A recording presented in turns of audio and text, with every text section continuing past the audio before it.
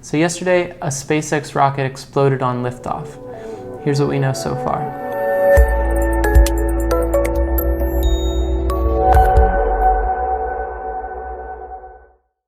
So the rocket that exploded was one of SpaceX's relatively new Falcon 9 rockets, and it was embarking on its 7th of 15 scheduled resupply missions to the International Space Station. The rocket exploded 2 minutes and 19 seconds after launch, and since then SpaceX has come out and said they believe the problem originated with an overpressurization of one of the rocket's liquid oxygen tanks. Right now there are 2 astronauts at the ISS, and they're going to be fine. They have enough supplies to last them until mid-October, and there's already another supply mission scheduled for July 3rd, so they're going to be okay. But one interesting thing to note is what SpaceX was bringing up there. They were bringing 4,000 pounds of gear, supplies, and scientific equipment, including one of 2 new docking stations that are going to be used for SpaceX to actually ferry real astronauts back and forth from the ISS. Another thing they were bringing were 2 sets of Microsoft HoloLens.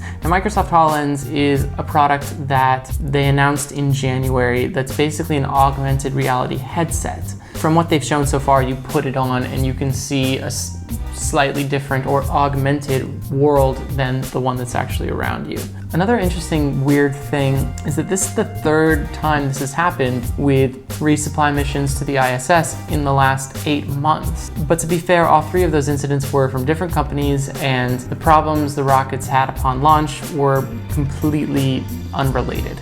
Now, you're probably going to see a lot of people come out of the woodwork, people who are against a privatized space industry, and they're going to say things like, look, this is why you can't have private companies in space, because they're going to cut costs, and then that's going to lead to unsafe rockets, and you can't have that when you're dealing with human lives. But it's worthwhile to remember that SpaceX, specifically with the Falcon 9 rocket, has had incredible success. New rockets have something that people call infant mortality, which basically means that when a new rocket is designed, it tends to fail the first few times. But the Falcon 9 has had completely successful launches for the first 18 launches, which is kind of unprecedented. It's kind of like this. If you're writing a computer program, you write the code and you run it, and almost invariably it fails. So you go back and you debug it, you figured out what you did wrong, and you run it again, and it probably will fail again. And you have to keep doing that over and over again